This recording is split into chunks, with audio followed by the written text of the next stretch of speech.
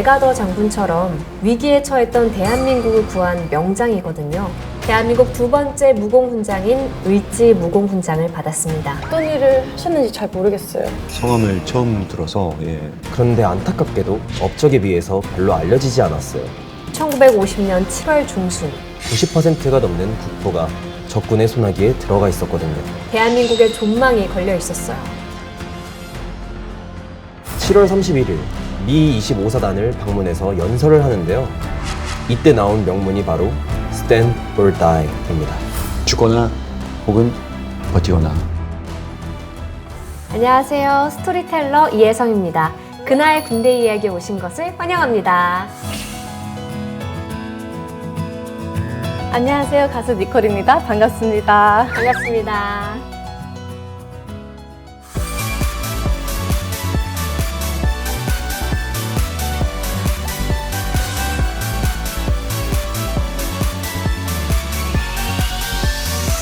안녕하세요. 스토리텔러 병장 이태용입니다. 그날 군대 이야기에 오신 것을 환영합니다.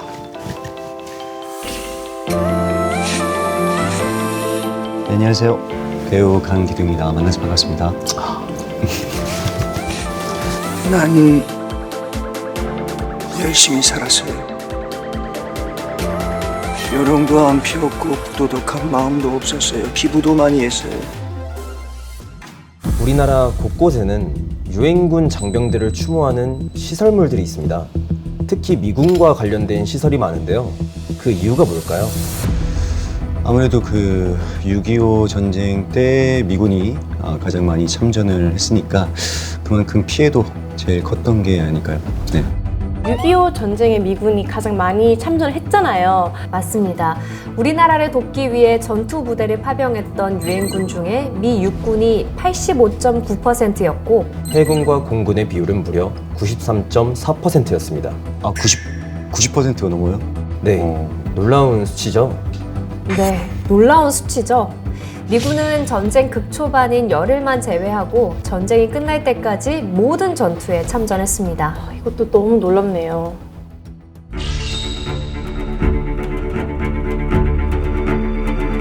유엔군 전사자 4만여 명 중에서 미군 전사자 비율이 90%가 넘었습니다. 아이고,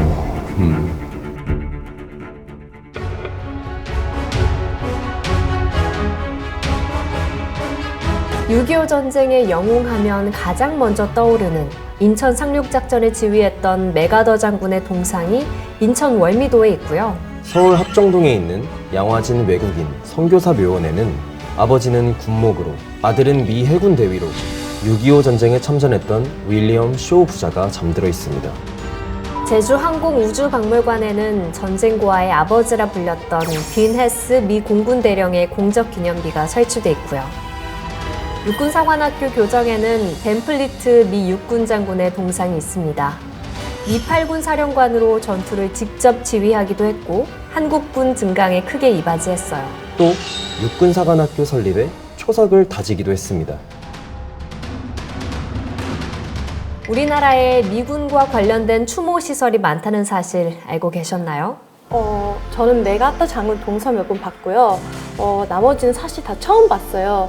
메가더 장군 동상은 인천 갔을 때 몇 번 본 것 같고 나머지는 지금 솔직히 생소합니다. 이렇게 많은 추모 시설이 있는지 몰랐는데요. 앞으로는 눈여겨서 좀 봐야겠습니다. 이런 시설들은 단번에 추모하기 위해 만들어졌던 걸 알 수 있잖아요. 네, 그렇죠. 그런데 외부, 내부 자세히 들여다봐도 추모시설이란 걸 알 수 없는 공간도 있습니다. 6.25 전쟁에 참전했던 미 육군 장군을 추모하기 위해 그의 이름을 딴 장소가 있는데요. 바로 서울 광진구에 있는 서울 광진구에 있는 워커힐 호텔입니다. 워커힐 호텔입니다. 호텔 아니에요, 그냥? 정말요? 전 전혀 몰랐는데요, 거기는요? 워커의 언덕이라는 뜻인데요. 미 8군 사령관 월튼 해리스 워커의 이름에서 가져왔어요. 그렇구나. 워커 장군은 메가더 장군처럼 위기에 처했던 대한민국을 구한 명장이거든요. 그런데 안타깝게도 업적에 비해서 별로 알려지지 않았어요. 저도 성함을 처음 들어서 예. 사실 우리나라를 위해서 그 일을 하신 분이라고는 생각도 못했습니다. 네. 저도 사실 성함을 처음 들어봤는데 어떤 일을 하셨는지 잘 모르겠어요, 사실. 오늘은 니콜 씨에게 워커 장군님이 어떤 분이셨는지 알려드리고 싶어서 준비했습니다.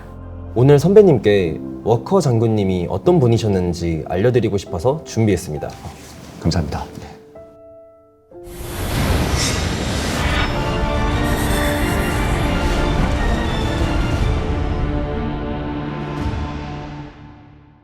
워커 장군이 처음 한반도 땅을 밟았던 1950년 7월 중순, 국군은 벼랑 끝에서 위태롭게 버티고 있었습니다. 90%가 넘는 국토가 적군의 손아귀에 들어가 있었거든요.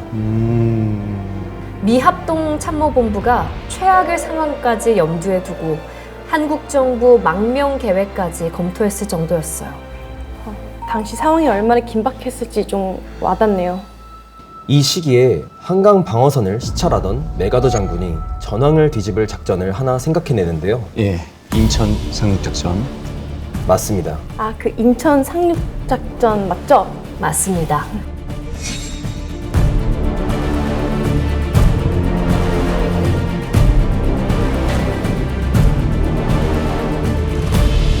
그런데 인천 상륙작전을 성공적으로 수행하기 위해서는 꼭 필요한 전제 조건이 있었습니다. 근데 그게 뭐였을까요? 인천 상륙작전을 개시하기 전까지 북한군 주력 부대를 낙동강 전선에 묶어둬야 한다는 거였죠. 인천을 망치로 하고 그 다음에 망치질의 바탕이 되는 모루를 보통 낙동강 방어선으로 망치질이 잘 되기 위해서는 받침이 튼튼해야 되죠. 즉 낙동강 방어선이 견고해야 인천 상륙작전을 성공해서 그것으로 그 안에 포위된 북한군을 괴멸시킬 수 있는 거예요. 그래서 낙동강 방어선 전투는 인천 상륙작전이 성공할 수 있는 기본 전투가 됩니다. 이 임무를 맡은 사람이 당시 미 8군 사령관이었던 워커 장군입니다. 워커 장군의 손에 대한민국의 존망이 걸려 있었어요. 워커 장군은 마산부터 외관, 영덕을 잇는 낙동강 방어선을 구축하는데요. 길이가 무려 240km에 달했습니다. 이 선을 워커 라인이라고 부르기도 합니다. 이 광범위한 지역을 방어하는데 병력이나 무기가 부족한 것도 문제였는데요. 더 큰 문제는 국군과 유엔군 장병의 사기가 바닥을 치고 있다는 사실이었어요. 이해는 되는데 참 안타깝네요. 워커 장군은 일선 부대를 자주 방문해서 장병들의 사기를 끌어올리기 위해 노력했습니다. 지휘관이 함께한다는 사실만으로도 장병들이 용기를 얻을 수 있다는 사실을 잘 알고 있었거든요. 7월 31일 미 25사단을 방문해서 연설을 하는데요. 이때 나온 명문이 바로 Stand or Die입니다. 죽거나 혹은 버티거나. 그러니까 죽을 각오로 낙동강 방어선을 지키겠다. 목숨을 걸고 낙동강 방어선을 지키겠다는 거네요? 맞습니다. 내가 여기서 죽더라도 끝까지 대한민국을 지키겠다는 워커 장군의 단호하고 결연한 의지를 엿볼 수 있죠. 8월부터 워커 장군의 지휘 아래 낙동강 방어선 전투가 시작됐습니다.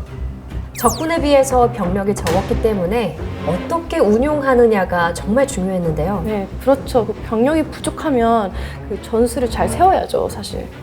워커 장군이 운용할 수 있었던 예비대는 미 해병연대 단 하나였는데요. 낙동강 전선을 따라서 강한 공격 부대로 얇은 방어선을 만들어 놓고 어느 한 곳이라도 뚫릴 것 같으면 재빨리 미 해병연대를 투입해서 적군의 공격을 막았습니다. 그 워커가 낙동강 방어선 전투를 성공적으로 수행할 수 있었던 배경 중에 하나는요. 끊임없이 현장을 답사하면서 현지 전투 부대에 지휘를 했다는 점이 가장 중요합니다. 그러니까 탁상 공론으로 책상 위에서 작전 전술을 지휘하는 것이 아니고 직접 현장을 방문을 합니다. 그 방문을 통해서 만약에 위험한 그 전선이 있을 경우에는 예비대를 즉각 투입하는 것이죠. 이것이 그 낙동강 방어선 전투에서 워커 장군이 성공적으로 방어 전투를 수행할 수 있었던 배경이 되는 거죠. 워커 장군은 적은 병력을 효율적으로 활용하면서 9월 중순까지 버텨냈습니다. 와, 진짜 명장이시네요. 예. 낙동강 전선에 사활을 걸었던 적군 3개 사단은 치명타를 입었고 메가더 장군은 차질 없이 인천 상륙 작전을 개시할 수 있었습니다. 그럼 인천 상륙 작전이 가능하도록 만든 분이 바로 워커 장군님이시네요. 맞습니다. 진짜 워커 장군님 아니었으면 인천 상륙 작전이 힘들었을 수도 있겠네요. 뭐니 해도 워커 장군이 낙동강 특히 서부 전선에서 가장 중요하게 저지한 전투를 꼽는다면 아무래도 마산 전투라고 볼 수 있습니다. 왜 그러냐면 당시에 만약에 마산이 뚫릴 경우에는 부산까지 북한군이 그대로 진격해 올 수 있기 때문에 전선에서 엄청난 변화를 일으킬 수 있습니다. 특히 그 마산 쪽으로 진격해 들어오는 북한군 제6사단은 호남 지역을 우회한 사단이라 이 사단 전력의 손실이 거의 없습니다. 그래서 이 6사단의 마산 쪽의 진격을 막기 위해서 워커는 킨 특수임무부대, 즉 미제 25사단 사단장을 주축으로 해갖고 특수임무부대를 만듭니다. 특수임무부대를 투입하지 않고 방치했다면 북한군 6사단은 전력 손실이 없는 부대로서 그대로 부산으로 진격할 수밖에 없습니다. 그렇게 되면 부산을 최후 방어선으로 삼고 있는 유엔군이 붕괴하게 되겠죠. 그래서 뭐니 해도 워커 장군이 가장 잘 사수한 방어 전투로서는 마산 지역의 방어 전투를 꼽을 수 있습니다. 인천 상륙작전을 계기로 전황이 완전히 뒤집히고 이때부터는 국군과 유엔군이 북진을 시작하게 됩니다. 1950년 12월 워커 장군은 낙동강 방어선을 사수한 공적으로 인정받아서 대한민국 두 번째 무공훈장인 의지 무공훈장을 받았습니다. 워커 장군은 12월 23일에 의정부에 있던 미 24사단 전투지휘소로 향했습니다. 누군가의 은성 무공훈장 수훈을 축하해주기 위해서였습니다. 그 주인공은 바로 아들 샘 워커 대위였습니다. 아들도 6.25 전쟁에 참전한 거네요, 그럼. 오, 너무 감사한 부자지간. 네. 워커 장군은 아들 샘 워커 대위에게 군인의 가장 큰 영광은 전쟁터에서 죽는 것이다 라며 6.25 전쟁에 참전할 것을 제안했고 샘 워커 대위도 군인으로서 의무와 책임을 다하기 위해 기꺼이 참전했다고 합니다. 너무 훌륭하신 분들인데요. 그렇죠. 그런데 워커 장군이 탑승했던 집차가 워커 장군이 탑승했던 지프차가 마주오던 트럭과 충돌하는 사고가 발생했습니다. 병원으로 옮겨졌지만 안타깝게도 워커 장군은 결국 전사했습니다.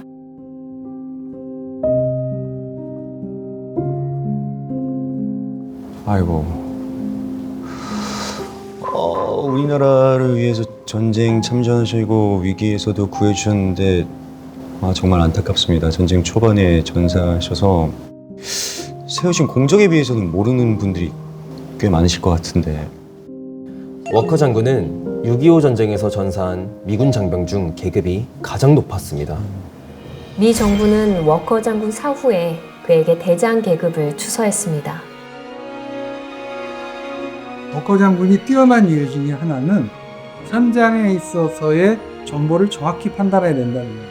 그걸 통해서 현장에서 어떻게 대응해야 되는지에 대한 결정을 갖다가 내려주기 때문에 늘 워커 장군의 선택과 결정은 방어 전투에 있어서 가장 중요한 터닝 포인트 역할을 하고 있습니다. 앞으로 미래의 지휘관들에게 안겨주는 중요한 교훈이라고 할 수 있습니다. 메가더 장군은 샘 워커 대위에게 부친의 유해를 본국까지 운구할 것을 지시했는데요. 샘 워커 대위는 한국에 남겠다고 버텼습니다. 아들인데 아버지 장례식장에 가지 않은 거예요? 총탄이 빗발치는 전쟁터에서 부하들만 남겨둘 수 없다는 게 그 이유였어요. 군인으로서 책임감이 정말 대단하셨던 분 같습니다. 결국은 메가더 장군의 명령에 따라 아버지의 장례식을 치렀어요. 샘 워커 대위가 훗날 대장까지 진급하면서 이들은 미 육군 역사상 최초의 부자 사성 장군의 이름을 올렸습니다. 오늘은 워커 장군의 이야기를 들려드렸는데요. 어떠셨나요? 너무 대단한 분이셨고 한국을 위해서 이제 아무래도 되게 큰 공을 세워주셨는데 이번 계기로 많은 사람들에게 이야기가 더 많이 알려졌으면 좋겠다는 생각이 들었습니다. 솔직히 자기 나라를 위해서도 전쟁에 참전한다는 게 쉬운 일이 아닌데 자기 나라가 아닌 이제 타국에서 자기의 목숨까지 바칠 정도로 그분들이 아니었으면 오늘날 우리나라가 이렇게 있을 수 있을까 생각 들면서 굉장히 감사한 마음이 듭니다. 네. 워커 장군의 흔적은 생각보다 많이 가까이에 있습니다. 워커힐 호텔 한편에 마련된 추모비부터 그의 이름에서 유래한 워커힐 아파트, 서울 도봉역 인근에는 워커 장군의 전사지 표지석이 있고요. 경기도 평택의 캠프 험프리스에는 그의 동상이 있습니다. 그가 워커라인을 설치해서 지켰던 대구에는 미군 기지인 캠프 워커가 있고 부산, 부경대학교에는 6.25 전쟁 중에 워커 장군이 집무실로 사용했던 워커 하우스가 있습니다. 우리 주변에 워커 장군의 흔적이 많은 이유는 비록 5개월 정도의 길지 않은 인연이었지만 대한민국을 진심으로 사랑하고 아꼈던 그 따스함이 고스란히 전해졌기 때문이 아닐까요?